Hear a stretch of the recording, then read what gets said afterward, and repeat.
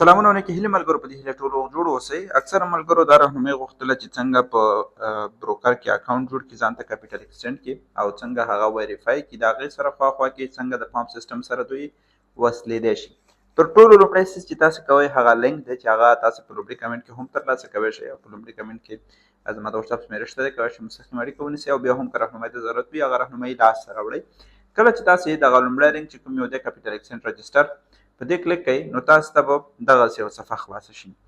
مخکې د دې نه چې تاسې ویریفای ته لاړ شئ تاسې باید په دې پوه شئ چې تاسې دوه شیان د ضرورت لرئ.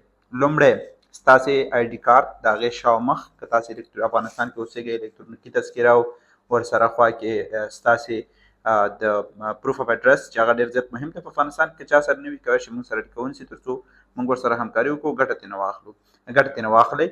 نو دا دوه شیان ډېر زیات مهم دي که تاسې ضرورت چېرته لرئ پروف اف اډرس ته کولی شئ مستقیم اړیکه ونیسئ تر څو تاسو سره مرسته وشي او ګټه ترېنه واخلئ. نو موږ تاسو به لږ صبر وکړو تر څو دا پیج ریفریش شي هغه نه وروسته مخې ته لاړ شو.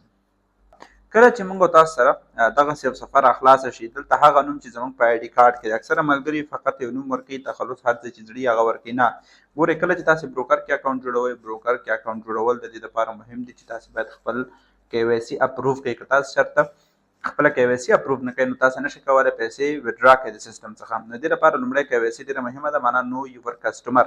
نو کله چې تاسې دغه فورم ډک کړئ خپل نوم تخلص کوم هیواد کې چې اوسېږئ هغه معلومات د هغه تلیفون نمبر ایمیل ادرس پاسورډ او کنفرم ادرس اګري کوئ. کله چې تاسې له دې برخې څخه خلاص شئ او مثال په ډول زه به دلته یو اکاونټ جوړ کړم صحیح ده زما شته هم دی خو ستاسو د رهنمایي دپاره صحیح ده زه به دلته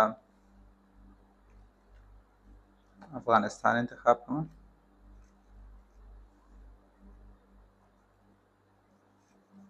ایمیل ادرس به ورکړم یو دانه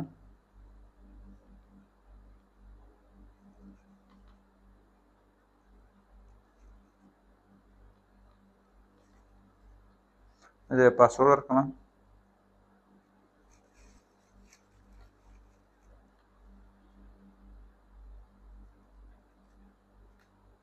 رجسټر وکړم.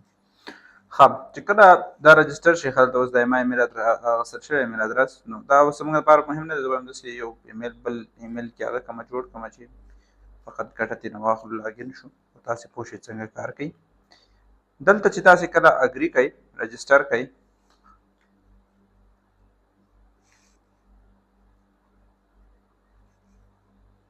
نو تاسې دلته راشئ رجسټر ناو ته به کلیک کوئ.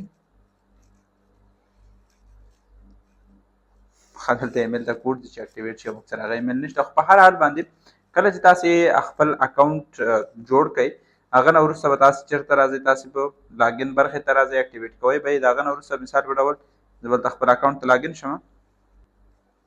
ښه زموږ اکاونټ خو اوس ویریفای دی. دلته تاسې څه شی کوئ تاسې اکاونټ چې کله ویریفای نه وي نو تاسې به دغلته درې کرښې دي په دې کلیک کوئ او دلته به راځئ اکاونټ ته او پروفایل ته وبخئ راځئ پروفایل کې دلته تاسې لیکئ چې ویریفای یور اکاونټ. ویریفای یور اکاونټ چې کله کلیک کوئ ستاسو دپاره ډاکومنټ چې کوم درنه غواړي هغه به اپلوډ کوئ او هغې نه به ګټه اخلئ مخې ته به ځئ. دلته اپلوډ ډاکومنټس دومره برخه دا ویریفیکیشن دی او فول اپروف دی. نو دا وګوره زموږ ډاکومنټس دا چې اپروف شوي دي مشکل نشته دی اکاونټ ته یعنې اکاونټ اپروف دی ویډراول ډپازټ ټول هر ځای کېږي. نو دا ډېره مهمه خبره تاسې خپل اکاونټ اول اپروف کړئ. وروسته د اپروف کېدو نه تاسې چېرته راځئ تاسې راځئ مای اکاونټس ته دلته اوپن ا ټریډنګ اکاونټ وهئ. کله چې تاسې اوپن ټریډنګ اکاونټ کلیک کړئ دلته به راشئ چېرته لایف MT5 اکاونټ ته دلته به سلیکټ ان اکاونټ MT5 پرو کلیک کړئ دا به سوپ فری کوي ځکه سوپ اکاونټونه چې دي هغه اسلام کې حرام دي. موږ سوپ فری اکاونټ واخلو ځان لپاره او اکاونټ به خپل هیج کوو هیجینګ سیسټم باندې لیوریج سم دی اوپن لایف اکاونټ به کلیک کوو. کله چې اوپن لایف اکاونټ کلیک کوو موږ تاسو ته معلومات په جیمیل کې راځي. زموږ ایمیل چې کوم یو دی یاهو هر څه چې ورکړی زموږ ایمیل هغه کې زموږ معلومات راځي.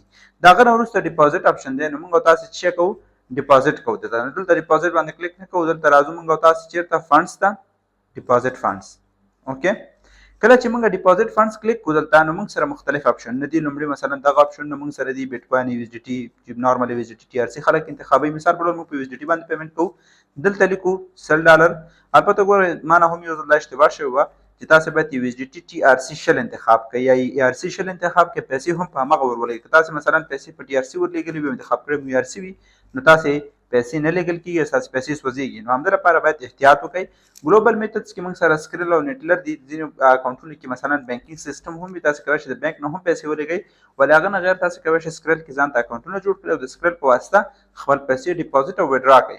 نو دلته موږ څه شي ته راځو؟ پروسیډ ته راځو. ښه دا اخلو، زه خپل باینانس نه ټرسټ والټ هر څه نه چې وي پیسې ورلېږو او راحته استفاده کوو.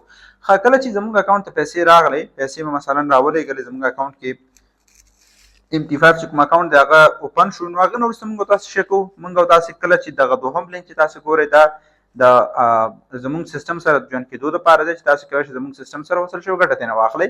دلته راځئ همغه MT5 ووهئ ځکه زموږ MT5 اکاونټ دی. تاسو دلته راځئ خپل یوزر نیم، هغه ایمیل کې چې کوم یوزر نیم د MT5 درغلی وي هغه به دلته لیکئ.